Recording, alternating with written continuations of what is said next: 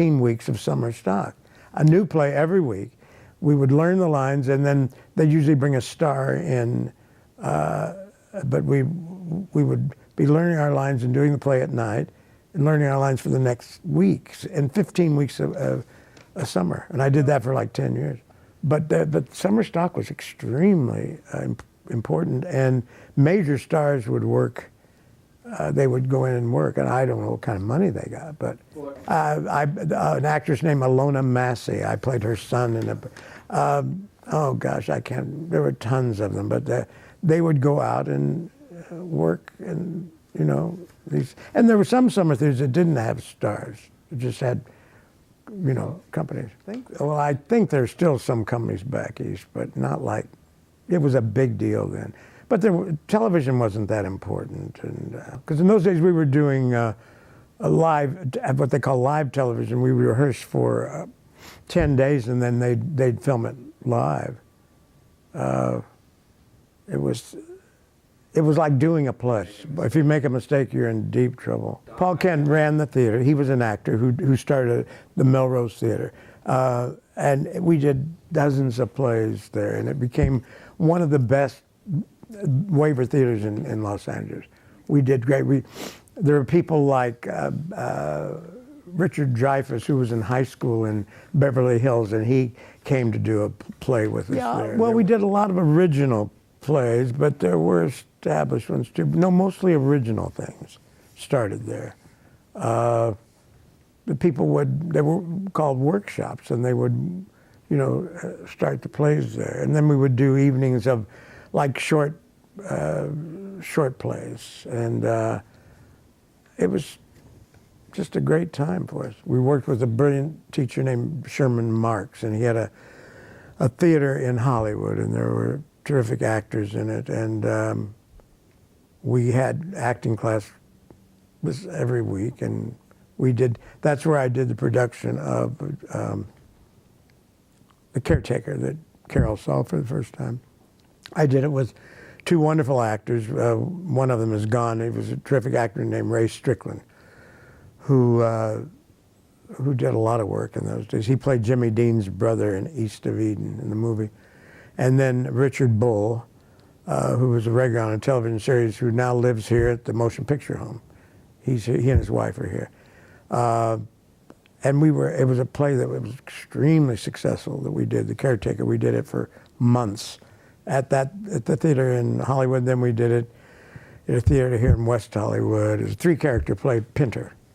And that's how I met Carol. And I did the national tour of a play called Same Time Next Year with Barbara Rush. And we toured it for 2 years. We did it all over the country and in Canada. And one night, there's a scene in the play where she goes and she's pregnant. And she goes into the bathroom on stage, and I talk to her through, and she comes out, and her first line is, "My water just broke," meaning she's ready to have the baby. And this one night, accidentally, there was a decanter of water on the stage, and for some reason, I turned and and there was water all over the front of the bathroom door, and I knew she was going to have to come out and say this line.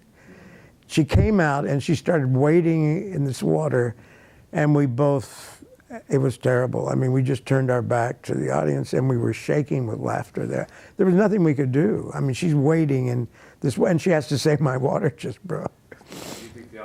Oh, then there was another, I was playing a detective, and my line was, this was in summer stock, my line was, "You stay out of the kitchen and away from my wife." That was the line. And one night I said, "You stay out of my wife and away from the kitchen." And everybody in the cast was hysterical. I mean, we were just shaking with laughter. So that does happen. Oh, I had to take my gun out and say, "All right, this is it. I'm going to kill you." And there was a fake pop, and the guy died. And I somehow lost the gun. And there was food on the table, and because it's so back, it was hysterical, but I picked up the jelly from the table, and I said, "Poison jelly, poison through the..."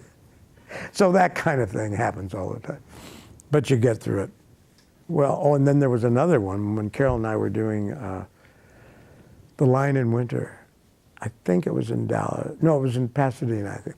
The proscenium was up pretty high. The front of the stage was like 4 feet up, which is a long way. And one night I took the sword out of we were in this scene where I took the sword out, and it flew out of my hand into the audience. And thank God, it was a full house except for this one seat where miraculously no one was seated. And the sword, it was a fake sword, so it wouldn't have killed the person, but it would certainly have hurt them. The sword went right into this seat, and there was dead silence. Absolute silence, and I, out of panic, I just jumped off the stage, forfeit, took the sword, and miraculously, I got back up on it. And Carol's looking at me, and the whole cast is just staring at me, and I got back up on the stage. Well, they were stunned, but yeah, how I can barely move. Well, of course, that was years ago, so I was able to jump back on the stage.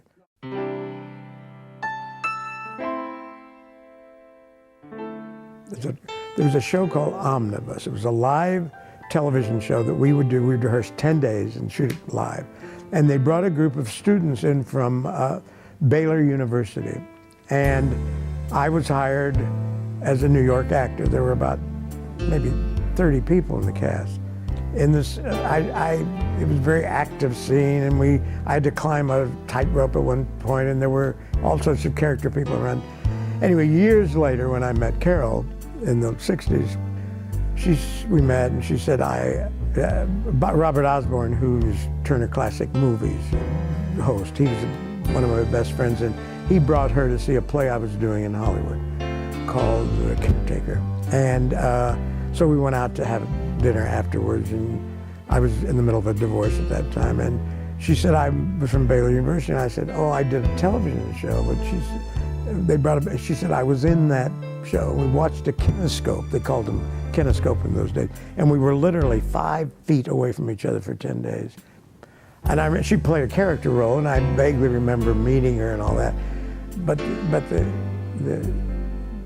irony, I mean, the fact that we were together for 10 days and didn't know each other. I can't remember much about my life before Carol, but the moment we met, I knew that something extremely special was happening to me. There was joy every single hour of every day. My spirits and my confidence soared, and more than any time in my life. And the love I felt for Carol is the kind of love I used to read about in books, but I never experienced. And the moment I met her, it came to me, and I was able to receive it and to offer it. And I'm forever grateful for that. 2 weeks ago, yesterday, we celebrated our 45th wedding anniversary.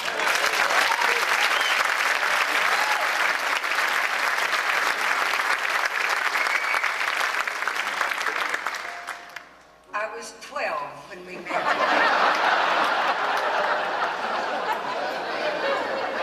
And this is how it all began. I went to see a production of Harold Pinter's The Caretaker, and I saw this brilliant actor. His name was Troupe. And so now, 45 years later, we're approaching the menopause of that marriage. He still brings me coffee in bed. He doesn't make it. He gets it at Starbucks. It's the thought that counts. In time, the Rockies may crumble, Gibraltar may stumble.